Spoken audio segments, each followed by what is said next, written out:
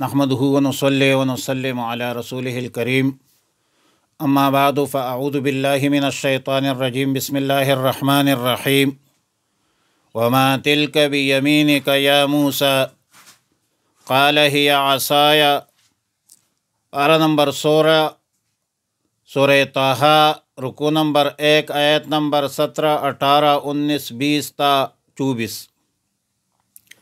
وما تلک اور کیا ہے بیمین کا تیرے ہاتھ میں، تیرے دائیں ہاتھ میں، یا موسیٰ اے موسیٰ علیہ السلام۔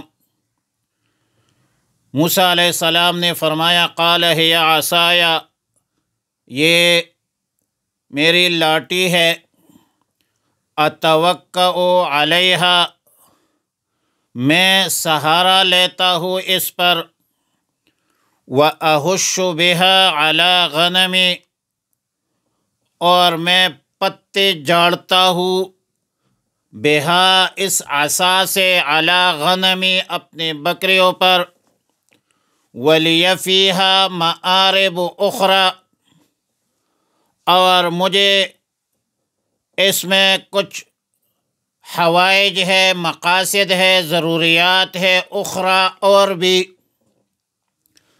اللہ تعالیٰ نے فرمایا قال القھا یا موسیٰ، فرمایا ڈال دیجئے اسے اے موسیٰ علیہ السلام۔ فالقاها، پس حضرت موسیٰ علیہ السلام نے ڈال دیا، فاذا ہی حیۃ تسعی، تو اچانک وہ ہو گیا سام دوڑتا ہوا۔ اللہ تعالیٰ نے فرمایا قال خذھا، فرمایا اس کو پکڑ لے، ولا تخف، اور ڈرے مت، سنعیدھا سیرتھا الاولی، ہم جلد اسے لوٹا دیں گے، سیرتھا الاولی، اسی حالت میں جو پہلی تھی۔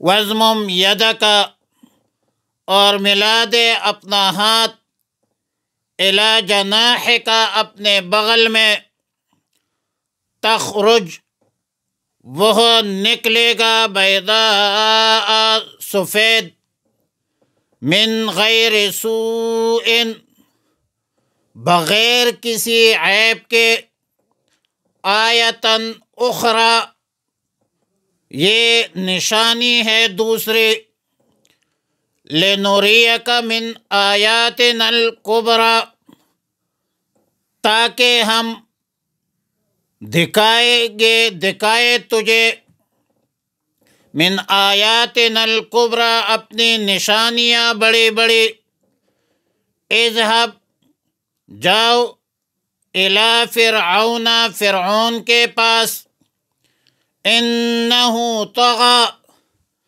بے شک وہ سرکش ہو گیا ہے۔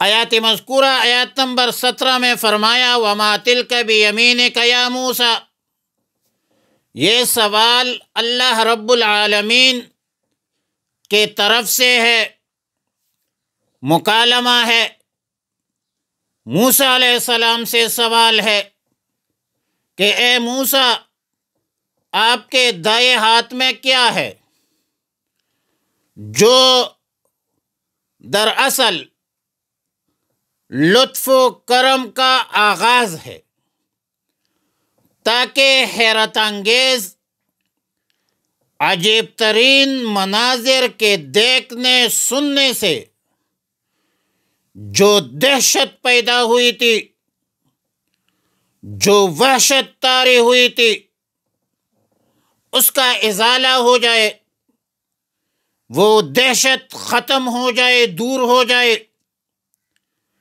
ایک قربت کا ماحول پیدا ہو،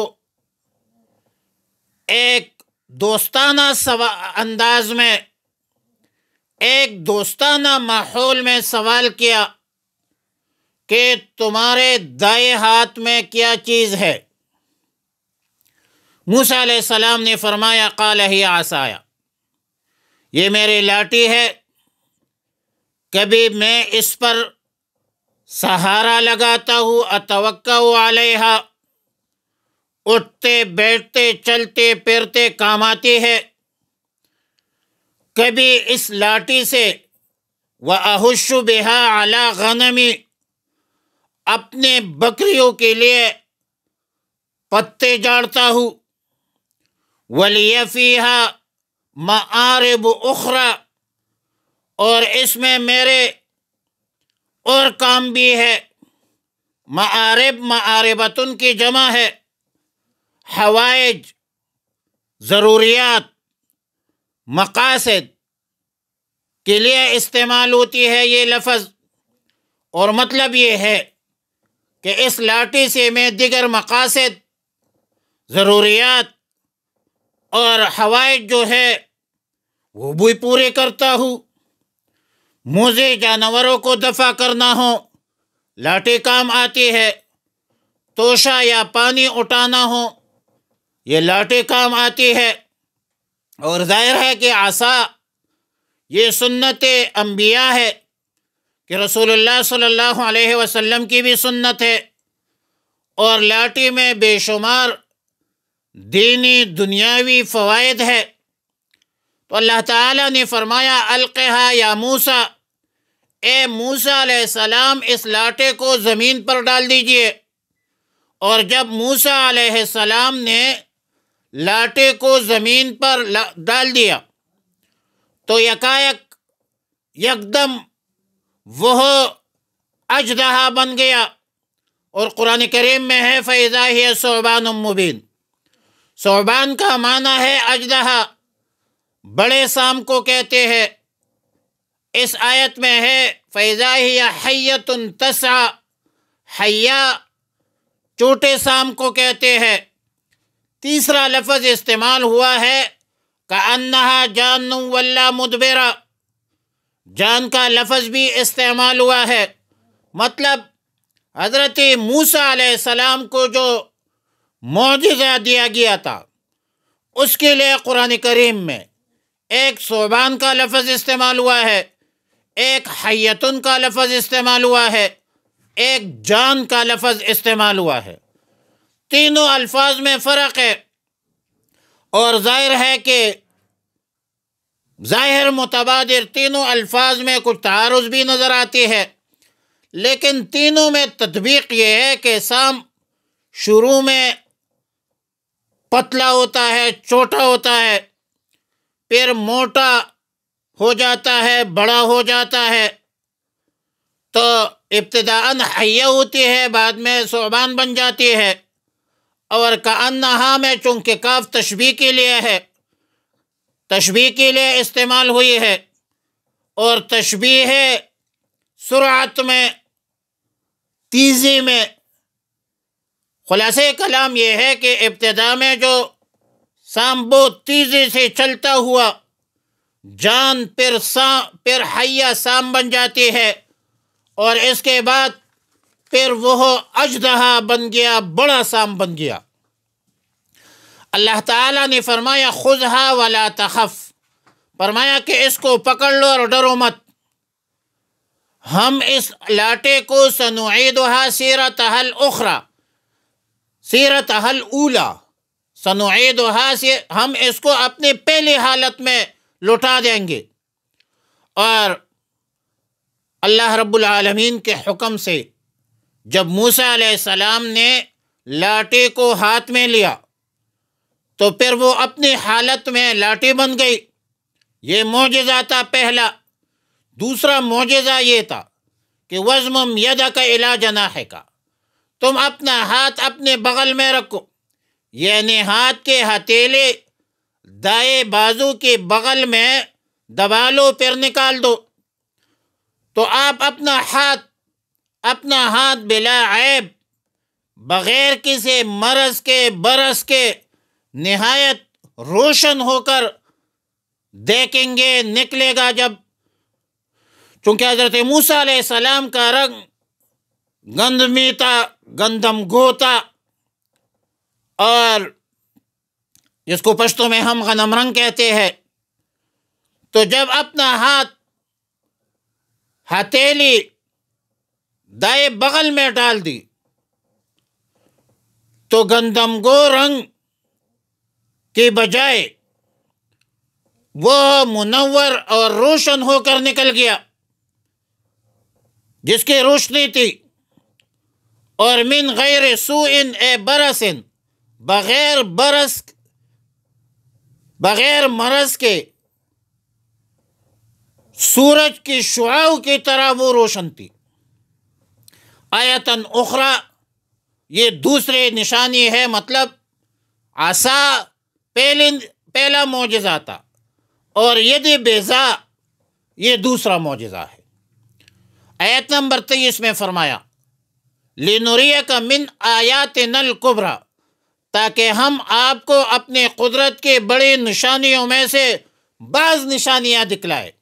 مطلب یہ ہے کہ یہ دونوں معجزات آپ کی نبوت و رسالت کی نشانیاں ہیں، اور جب آپ رسالت کا، نبوت کا دعویٰ کریں گے تو اپنی رسالت و نبوت کے حقانیت کے اساس پر آپ نے ان دونوں اور دیگر معجزات کا آپ نے اظہار کرنا ہے، اس کو ظاہر کرنا ہے، اور یہ اللہ کا ضابطہ ہے۔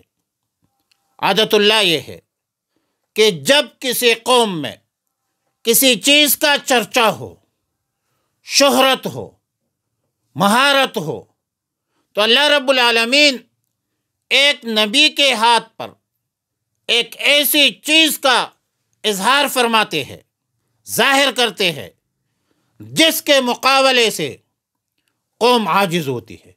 موسیٰ علیہ السلام کے دور میں سحر اور جادو کا چرچا تھا، شہرت تھی، مہارت تھی۔ اللہ تعالیٰ نے موسیٰ علیہ السلام کے ہاتھ پر عصا جو اژدہا بن جاتا ایسا اظہار کیا کہ پورے قوم اس کے مقابلے سے عاجز تھی۔ عیسیٰ علیہ السلام کے دور میں طب، حکمت، ڈاکٹری اور اس طرح کی دوائیوں کا شہرت تھا، چرچا تھا، مہارت تھی، لیکن برس کا علاج ان کے پاس نہیں تھا۔ اللہ تعالیٰ نے حضرت عیسیٰ علیہ السلام کے ہاتھ پر مادرزاد نابینا کا علاج ان کے پاس نہیں تھا، لیکن عیسیٰ علیہ السلام کے ہاتھ پر اللہ تعالیٰ نے اس کا اظہار کیا۔ وَأُبْرِئُ الْأَكْمَحَ وَالْأَبْرَصَ بِإِذْنِهِ۔ رسول اللہ صلی اللہ علیہ وسلم کے دور میں شعر و شاعری کا، ادب کا ایک بڑی شہرت تھی، لوگ بڑے بڑے شعراء تھے اور اپنے آپ کو فصحاء بلغاء کہتے تھے۔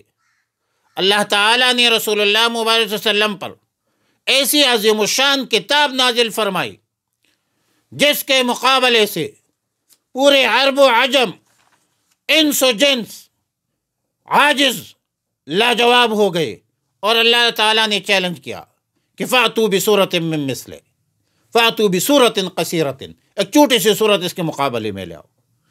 اور آج 1400 سال ہو گئے، کوئی دنیا کی طاقت اس کا مقابلہ نہیں کر سکی۔